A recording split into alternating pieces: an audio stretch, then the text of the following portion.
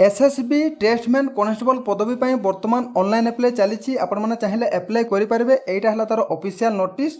तो ये जो वैकेंसी आसी ट्रेड वाइज सब अलग अलग वैकेंसी आसी 11 प्रकार ट्रेड वाइज वैकेंसी रही। आपने देखिपे कॉन्स्टेबल भेटेनारी driver gardener water carrier cobbler tailor washerman barber waiter carpenter यही सब ट्रेड पर आपंकर वैकेंसी आसी। तो ये जो आपंकर बयस रही 18 वर्ष रु 27 वर्ष पर्यंत आपने फॉर्म टी अप्लाई करेंगे। सैलरी बहुत बढ़िया सैलरी रही आपंकर 21,700 टू लेकिन 69,100 पर्यंत आपंकर बेसिक पे रही। तो ये जो आपंकर सिलेक्शन प्रोसेस रही बहुत सहज। आगक संपूर्ण भाव में जाना जे सिलेक्शन प्रोसेस सब कौन कौन रही आपण मैंने पदवीटी को सहजरे केमी पाइपर सबकि संपूर्ण भाव में जाना। आपण मैंने भिडियो शेष पर्यंत देखो सबकि बुझीपारे। प्रथम जाना वैकेंसी डिटेल्स विषय में। आपण मैंने देखिपे टोटाल उपर 11टा ट्रेड रही टोटाल जो पदवी रही 827 पदवी रही। आपण मैंने देखिपे प्रथम ट्रेड रही कॉन्स्टेबल भेटेनारी 34 वैकेंसी रही। कॉन्स्टेबल ड्राइवर रही 553।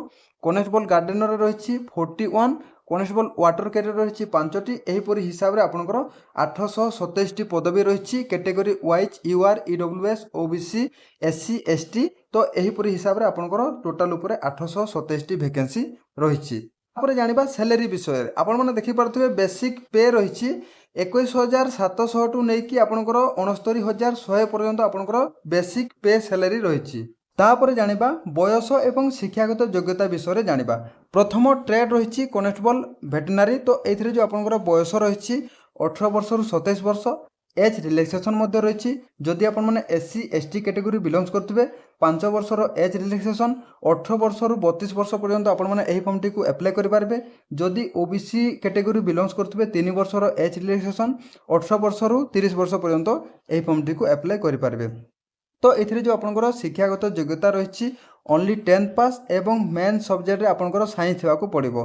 तापर 1 ईयर एक्सपीरियंस सर्टिफिकेट थी पड़ो भेटेनारी ट्रेड पाई। ताहले आपण माने एही पदवी पाई फॉर्म अप्लाई करेंगे। तापर रही कॉन्स्टेबल ड्राइवर। कॉन्स्टेबल ड्राइवर रे जो आपंकर बयस रही 18 वर्ष रु 27 वर्ष। ये एज रिलैक्सेशन रही जदि आपण माने ओबीसी कैटेगरी बिलोंग करते 3 वर्षर एज रिलैक्सेशन। 18 वर्ष रु 30 वर्ष पर्यंत फॉर्म अप्लाई करेंगे। जदि आपण माने एससी एसटी कैटेगरी बिलोंग करते ताहले 5 वर्षर एज रिलैक्सेशन आपण माने 18 वर्ष रु 32 वर्ष पर्यंत ए फॉर्म टी अप्लाई करेंगे। तो शिक्षागत योग्यता ओनली 10th पास मागिछि एवं आपणक पाखरे हेवी मोटर व्हीकल लाइसेंस थी पड़ो। ताहले आपण माने यही ड्राइवर पदवी पर फॉर्म अप्लाई करेंगे। तापर रही कॉन्स्टेबल गार्डेनर वाटर कैरियर। तापर रही cobbler tailor washerman barber waiter यही सब पदवी पर बयस रही 18 वर्ष रु 23 वर्ष। एवं एजुकेशनल क्वालिफिकेशन जो रही ओनली 10th पास 2 ईयर एक्सपीरियंस सर्टिफिकेट। आपण मैंने जो ट्रेड रे फॉर्म अप्लाई करेंगे सही ट्रेड रो 2 वर्षर एक्सपीरियंस सर्टिफिकेट आपण जो फॉर्म अप्लाई हेबो सही डेट रो पूर्वरु आपण पाखरे 2 ईयर एक्सपीरियंस सर्टिफिकेट थी पड़ो। ताहले आपण माने फॉर्म अप्लाई करेंगे यही सब ट्रेड पाई। नहले आपण माने डॉक्यूमेंट वेरिफिकेशन रे डिस्क्वालीफाई हो जिवे किंबा आपण पाखरे आईटीआई किंबा डिप्लोमा यही सब आपणकर एक्सपीरियंस थी पड़ो। तापर रही कॉन्स्टेबल कारपेंटर। कॉन्स्टेबल कारपेंटर पर जो आपंकर बयस रही 18 वर्ष रु 25 वर्ष। एज रिलैक्सेशन रही शिक्षागत योग्यता आपने देखिपे ओनली 10th पास ता सहित आपंकर 2 ईयर एक्सपीरियंस सर्टिफिकेट थी पड़ो कारपेंटर ट्रेड पाई किंबा आपण माने आईटीआई करथिबे किंबा आपनकर वोकेशनल कोर्स थी पड़ो। ताहले आपण माने एही ट्रेड पाई फॉर्म अप्लाई करि परिबे। तापर रही कॉन्स्टेबल नर्सिंग एही पद पे आपनकर जो बयस रही आपण माने देखि पारथबे 18 वर्ष रु 27 वर्ष।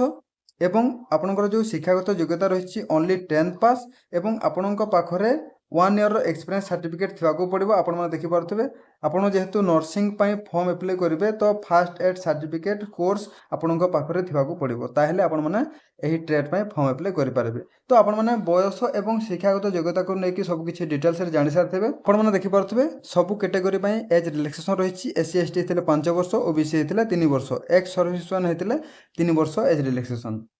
तापर जानिबा हाइट एवं चेस्ट विषय में जानिबा। प्रथम ट्रेड रही कॉन्स्टेबल भेटेनारी। यही ट्रेड जी फॉर्म अप्लाई करथिबो आपनको हाइट रही मेल कैंडिडेट मानक पई 170 cm एवं चेस्ट रही 80 cm एवं आपनको 5 cm फुलेवा पड़ो। तापर रही आपंकर एसटी कैटेगरी मानक पई जो हाइट रही 162.5 cm एवं आपंकर जो चेस्ट रही 76 cm रु आपनको 5 cm फुलेवा पड़ो। ତାପରେ ରହିଛି କନେଷ୍ଟବଳ ଡ୍ରାଇଭର ପଦ ପାଇଁ ଯେଉଁ ହାଇଟ୍ ରହିଛି ମେଲ୍ କ୍ୟାଣ୍ଡିଡେଟ୍ ମାନଙ୍କ ପାଇଁ 170 cm ଏବଂ ଚେଷ୍ଟ ରହିଛି 80 cm ରୁ 5 cm ଫୁଲେଇବାକୁ ପଡ଼ିବ। ST କ୍ୟାଟେଗୋରୀ ମାନଙ୍କ ପାଇଁ ଯେଉଁ ହାଇଟ୍ ରହିଛି 162.5 cm ଏବଂ ଚେଷ୍ଟ ରହିଛି 76 cm ରୁ 5 cm ଫୁଲେଇବାକୁ ପଡ଼ିବ। ତାପରେ ରହିଛି ଆପଣମାନେ ଦେଖିପାରୁଥିବେ gardener, water carrier, cobbler, tailor, washerman, barber, waiter, carpenter ଏହି ସବୁ ଟ୍ରେଡ୍ ପାଇଁ ଆପଣଙ୍କର ଯେଉଁ ହାଇଟ୍ ରହିଛି 167.5 cm ଏବଂ ଚେଷ୍ଟ ରହିଛି 78 ରୁ 5 cm ଫୁଲେଇବାକୁ ପଡ଼ିବ। ଏବଂ ST ପାଇଁ ଯେଉଁ ଆପଣଙ୍କର ହାଇଟ୍ ରହିଛି 162.5 cm ଏବଂ ଆପଣଙ୍କର ଯେଉଁ ଚେଷ୍ଟ ରହିଛି 76 cm ରୁ 5 cm ଫୁଲେଇବାକୁ ପଡ଼ିବ। ତାପରେ ରହିଛି କନେଷ୍ଟବଳ ନର୍ସିଂ ପାଇଁ ଯେଉଁ ଆପଣଙ୍କର ହାଇଟ୍ ରହିଛି 165 cm। ତାପରେ ଜାଣିବା ସିଲେକ୍ସନ୍ ପ୍ରୋସେସ୍ ବିଷୟରେ। ତ ଏଥିରେ ଯେଉଁ ଆପଣଙ୍କର ସିଲେକ୍ସନ୍ ପ୍ରୋସେସ୍ ରହିଛି ଷ୍ଟେଜ୍ 1ରେ ଆପଣମାନେ ଦେଖିପାରୁଥିବେ PET ଏବଂ PST ରହିଛି। ତ ପ୍ରଥମେ ରହିଛି ଆପଣଙ୍କର ଫିଜିକାଲ। ତ ଫିଜିକାଲରେ ଏହି ସବୁ ଟ୍ରେଡ୍ ପାଇଁ ଯେଉଁ ଆପଣଙ୍କର ରନିଂ ରହିଛି ମେଲ୍ କ୍ୟାଣ୍ଡିଡେଟ୍ ମାନଙ୍କ ପାଇଁ ଆପଣଙ୍କର ଓନ୍ଲି ଗୋଟେ ଇଭେଣ୍ଟ ରହିଛି ରନିଂ। ତ ରନିଂରେ ଆପଣମାନେ ଦେଖିପାରୁଥିବେ 4.8 କିଲୋମିଟର ଆପଣଙ୍କୁ 24 ମିନିଟ୍ ଭିତରେ କମ୍ପ୍ଲିଟ୍ କରିବାକୁ ପଡ଼ିବ। ତାପରେ ରହିଛି ଷ୍ଟେଜ୍ 2। ଆପଣମାନେ ଦେଖିପାରୁଥିବେ ଷ୍ଟେଜ୍ 2ରେ ରହିଛି ରିଟିନ୍ ଏକ୍ଜାମ୍। ଯଦି ଆପଣମାନେ PET ଏବଂ PST କ୍ଲିୟର କରୁଛନ୍ତି ତାପରେ ଆପଣମାନେ ରିଟିନ୍ ଏକ୍ଜାମ୍ ଦେବାକୁ ପଡ଼ିବ। ରିଟିନ୍ ଏକ୍ଜାମ୍ରେ ଆପଣଙ୍କର 100 ମାର୍କର ଏକ୍ଜାମ୍ ହେବ, 100ଟା କ୍ୱେଶ୍ଚନ୍ ଆସିବ। CBT ଆପଣମାନଙ୍କର କମ୍ପ୍ୟୁଟର ବେସ୍ ଟେଷ୍ଟ ହେବ, ଆପଣଙ୍କର ଅନଲାଇନ୍ ମାଧ୍ୟମରେ ଏକ୍ଜାମ୍ ହେବ। 2 ଘଣ୍ଟାର ସମୟ ରହିଛି ଏବଂ ଆପଣମାନେ ଦେଖିପାରୁଥିବେ ମ୍ୟାଥମେଟିକ୍ସ, ରିଜନିଂ, ଜେନେରାଲ ଇଂଲିଶ କିମ୍ବା ହିନ୍ଦୀ।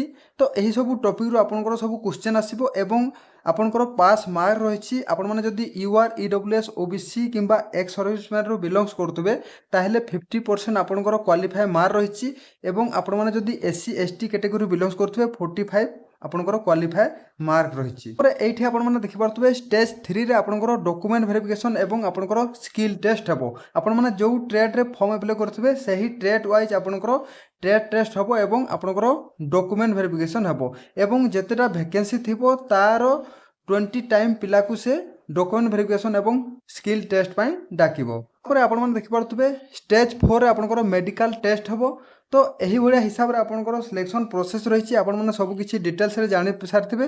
ଯଦି କୌଣସି ପ୍ରକାର ଡାଉଟ୍ ଅଛି ଆପଣମାନେ କମେଣ୍ଟ ବକ୍ସରେ ନିହାତି ଭାବରେ କମେଣ୍ଟ କରିବେ।